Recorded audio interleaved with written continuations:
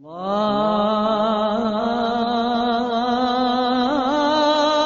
أكبر. بسم الله الرحمن الرحيم نحمده ونصلي على رسوله الكريم أما بعد أعوذ بالله من الشيطان الرجيم بسم الله الرحمن الرحيم. Continuing with our series of Ramadan reminders, Alhamdulillah, today's talk focuses on a very important topic. It's got to do slightly with a bit of Aqidah.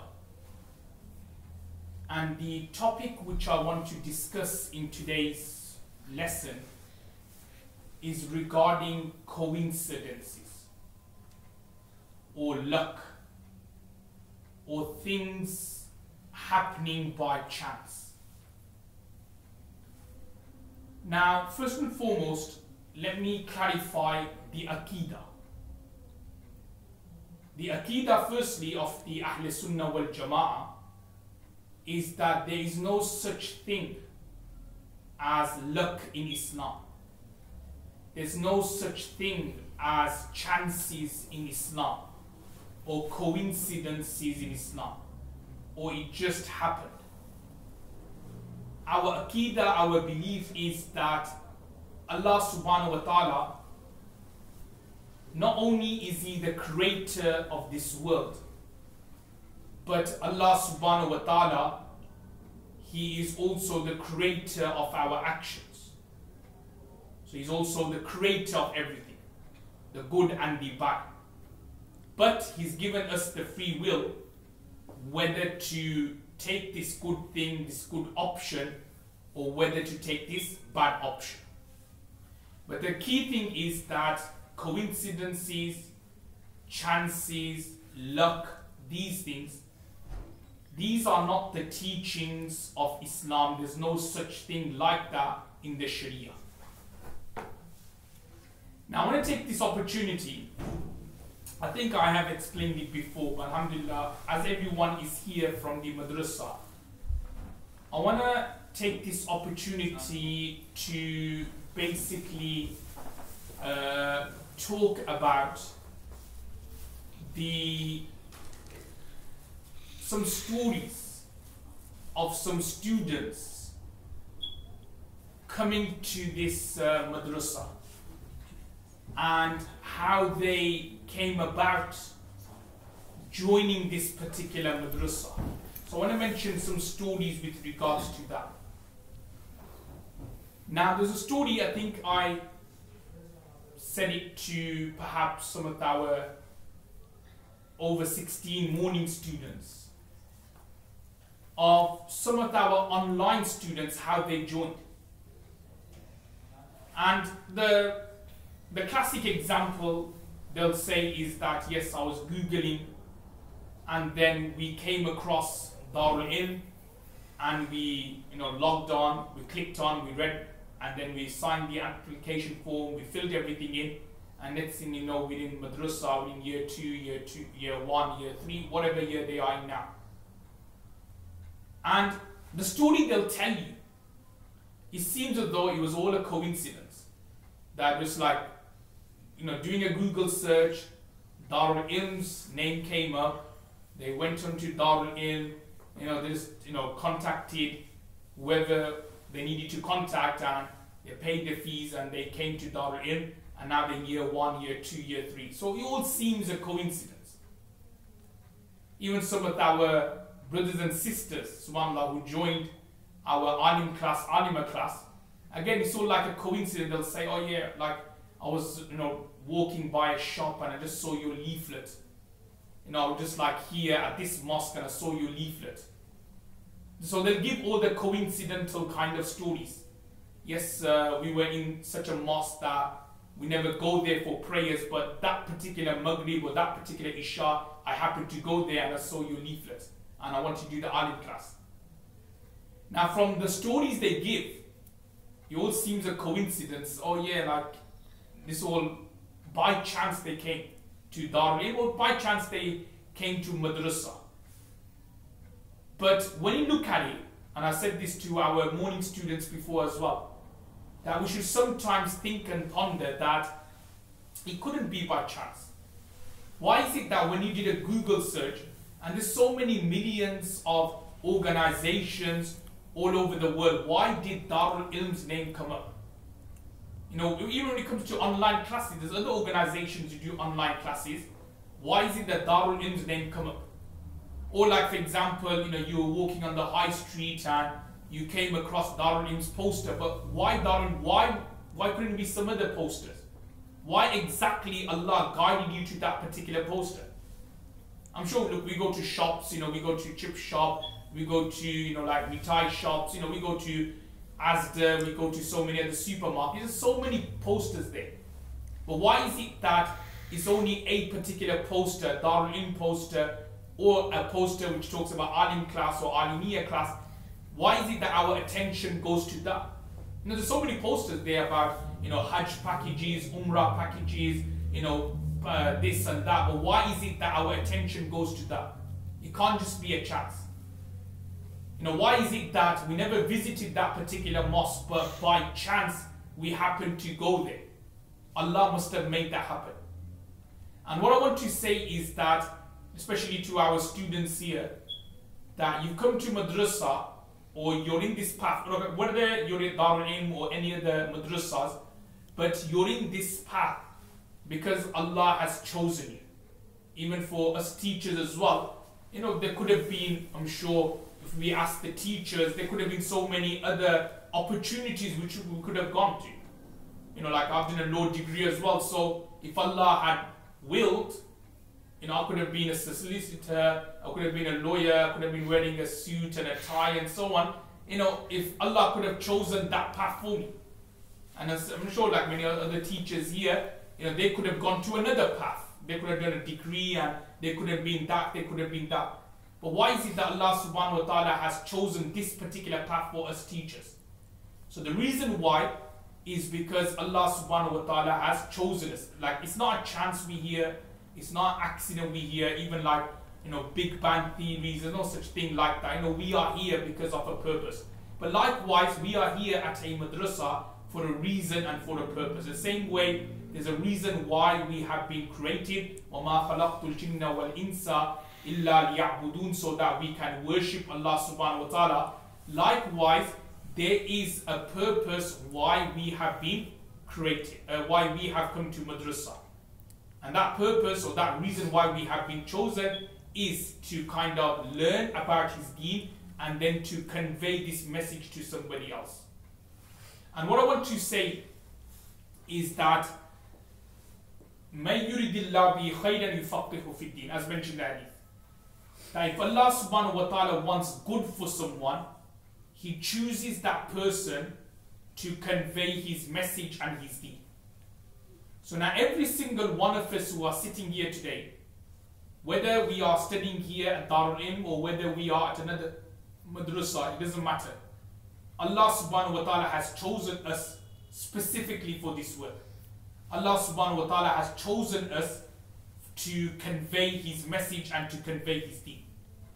And what I want to explain is that, going back to what I mentioned, nothing happens by chance. And just a couple of stories I want to give from hadith, from the seerah of Rasulullah sallallahu alaihi wasallam about chances and how it all works. Let's take an example of Hazrat Umar radiyallahu ta'ala anhu. Now, that day when he woke up, he wanted to kill Rasulullah sallallahu alaihi wasallam. He wanted to murder Rasulullah sallallahu alaihi wasallam. But then by the evening, he had become a Muslim. Now, we can't say that, oh, it was a chance that he met that Sahabi on the way who informed him that your sister and her husband had converted to Islam. Because if you remember the full story, Umar radiyallahu ta'ala anhu was going to Rasulullah sallallahu alaihi wasallam to murder him. He got stopped on the way and he was told that your sister and her husband has converted to Islam. So what happened? Umar radiyallahu ta'ala anhu then detoured and he now went to his sister's house. And whilst he was at his sister's house, everyone knows the story, Khabbab radiyallahu ta'ala anhu was there and then he was reciting the Quran, teaching them the Quran. Then he came across the pages of the Quran and the verses of the Quran. Again, you can't say that was a chance, or by chance he just met that Sahabi on the way. Allah subhanahu wa ta'ala made that happen. And there's so many examples. Even take the example of Suraka bin Malik bin Ju'shum. Everyone knows that whilst the migration was happening, so there was this kind of reward set aside that if anybody finds Rasulullah sallallahu alaihi wasallam, or if anybody captures Rasulullah sallallahu alaihi wasallam, we will give him 100 camels. So Suraka bin Malik, he then, on his horse, he then travels towards Medina Munawwara, towards that direction. And he sees Prophet sallallahu alaihi wasallam. But as everybody knows that on the way, or whilst he's approaching Prophet sallallahu alaihi wasallam, his horse sinks into the ground. Now again, if you look at the story, the full story behind it, Suraka bin Malik bin Ju'shum, he had no intention to go. But then somebody told him that Prophet ﷺ is in that direction. So out of lust and greed for money, like 100 camels, he then decides to go there. But again, he wouldn't have gone unless he was told that information. Now you can't say Suraka bin Malik bin Ju'shum's story was a chance that, oh, if that person didn't tell him. No, Allah made that happen. Because what then happened was that incident happened, somebody told him, he then got onto his horse, he went there, and then when his horse sank into the ground, he realized that Sallallahu and Hazrat Abu Bakr radiallahu ta'ala and the deen they were preaching was something special, that they would always remain powerful. And then Suraka bin Malik then accepted Islam. So what I want to explain is that so many stories like that of the companions, that here they were, like especially in Zaman Jahiliyyah, they were going there, they were going here, but they found Islam. It wasn't by chance they found Islam. Allah meant it to happen. Take example of Hazrat Salman Farsi radiallahu ta'ala. So Hazrat Salman Farsi radiallahu ta'ala, look at his journey to find the religion of Islam. It's mentioned that Hazrat Salman Farsi radiallahu ta'ala, he was approximately 250 to 300 years old. He was very, very old, by the way. Hazrat Salman Farsi radiallahu ta'ala. Now, he lived in Persia, and he used to go, he went from one priest to another priest. He went from one bishop to another bishop. He went from one rabbi to another rabbi. Because at that time, that was Christianity or Judaism, that was the Deen Haq. But when he went to each of these rabbis and priests, he realized that they were corrupt and, it couldn't be the Deen Haq. So what he then decided was that he was with one rabbi. Before the rabbi passed away, he said that go to Medina Munawwara and the final prophet will emerge there. So he went to Medina Munawwara, but whilst he was in Medina Munawwara, through deception, he was captured by a Jewish master, and then he made him his slave. So Salman Farsi radiallahu ta'ala, from one master to another master, as mentioned in the hadith of Sahih al-Bukhari, that he was actually bought and sold by 10 masters. Again, this was all meant to happen. Now, why was he, like, you may be thinking, he lived for 250 years. Why didn't he pass away after 100 years? No, Allah subhanahu wa ta'ala extended his life so that he can find the teachings of Islam. He can find Rasulullah sallallahu alaihi wasallam. Even when he went to different rabbis and so on. Look, I'll give you an example. There's a lot of youngsters I speak to, a lot of even students we speak to. They go to different madrasas, don't they? And then after they go to one madrasa, another madrasa, they get a bit tired, or I've been to this madrasa, education not good. We go to another madrasa, or education not good. They get a bit frustrated, and then what happens? They leave. They go to college, they go to university, and that's the last you see them in the path of ilm. Obviously, I won't say that's the last you see them path of deen, no, but perhaps that's the last time you see them on the path of ilm and knowledge. Because what happens after they go from one school to another school, they get frustrated and they leave. Yep. But look at Hazrat Salman Farsi radiallahu ta'ala. He went from one bishop to another bishop, one rabbi to another rabbi. He didn't get frustrated. Allah still gave him that istiqamah. Even when he was in Medina Munawwara, that place where he was told the final prophet will come, again Allah did not give him death. Again he was transferred from one master to another master. He didn't get frustrated, he didn't leave, he didn't get disheartened.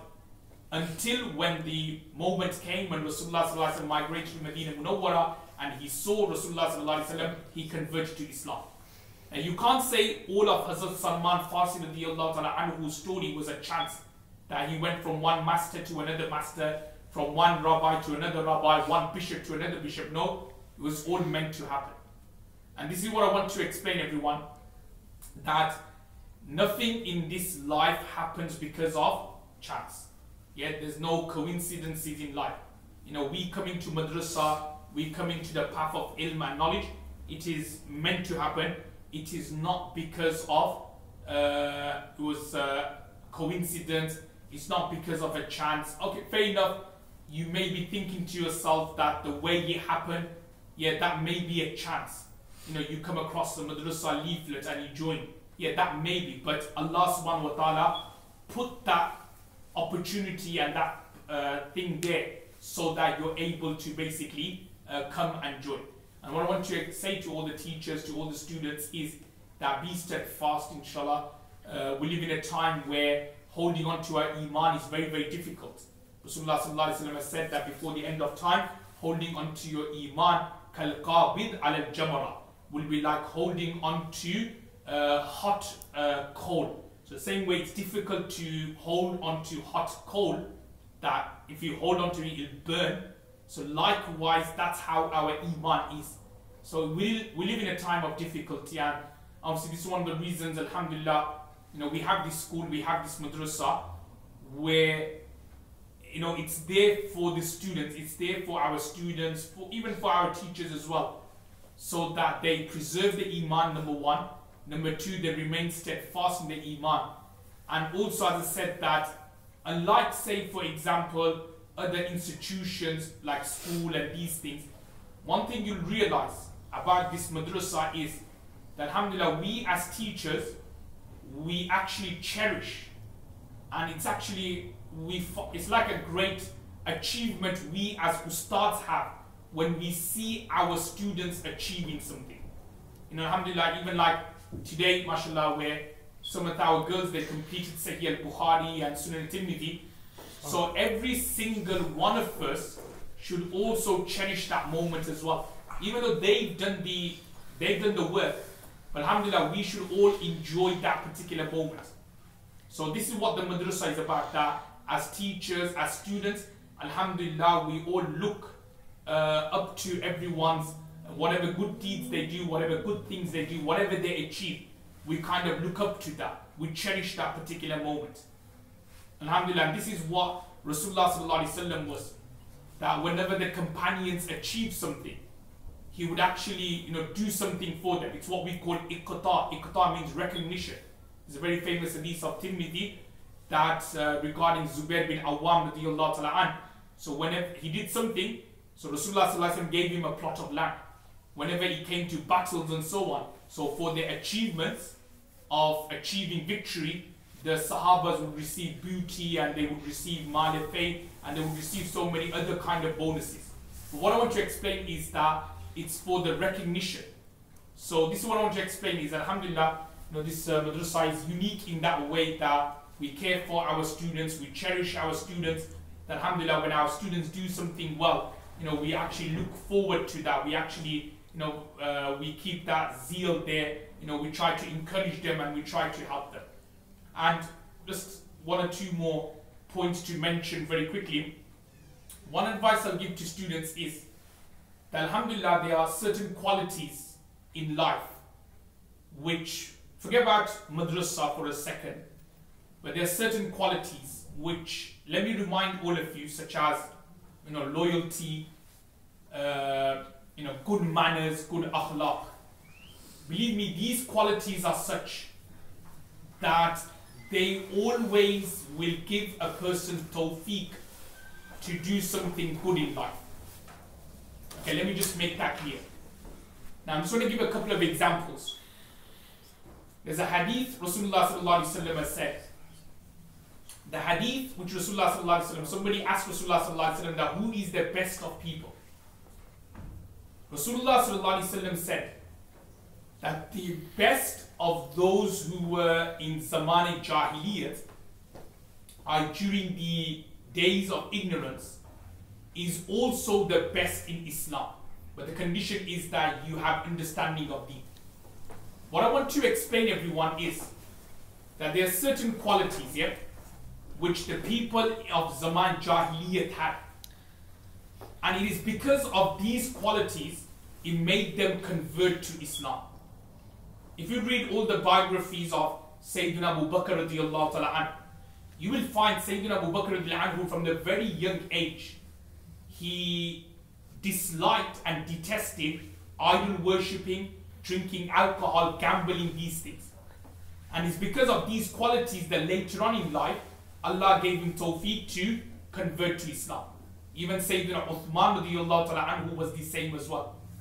And even Sayyidina Ali. So what I want to explain everyone is that there are certain qualities in life that if we keep hold of it, then inshallah Allah will always give us tawfiq to do something good in life later on. Allah will propel us later on to better and more important and more valuable and more greater things.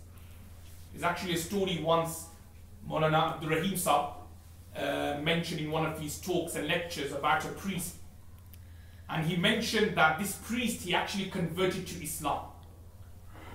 But do you know this priest, whilst he was still a priest and he was practicing, there was one good quality he had.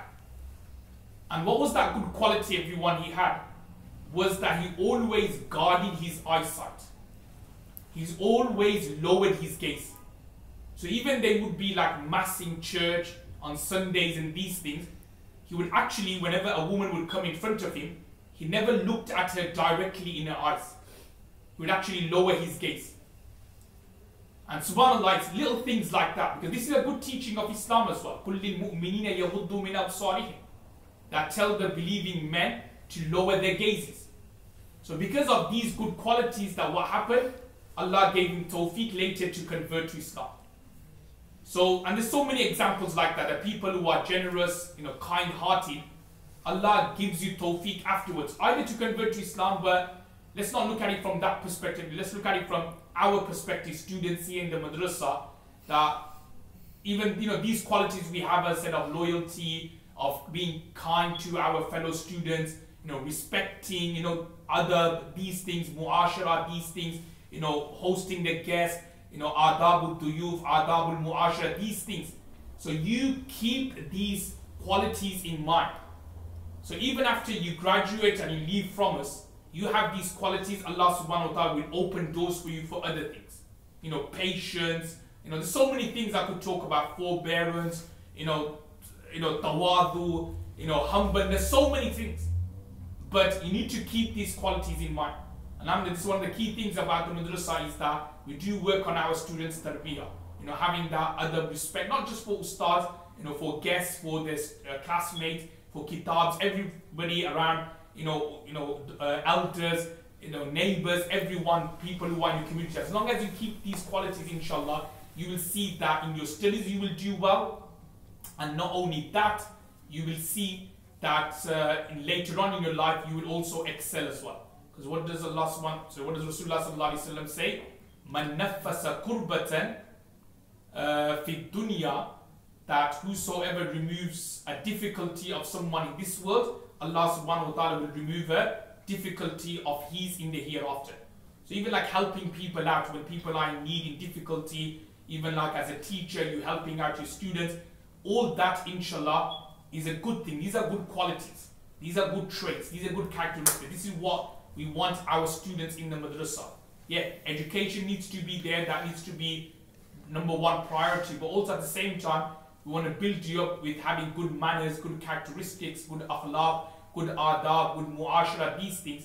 Because you will see that it's through the characteristics, the akhlaq, the manners, inshallah, you will see that you will excel yourself in life later on, inshallah. So may Allah give us the tawfiq, inshallah. Wa akhiru da'wan, alhamdulillah rabbil alamin.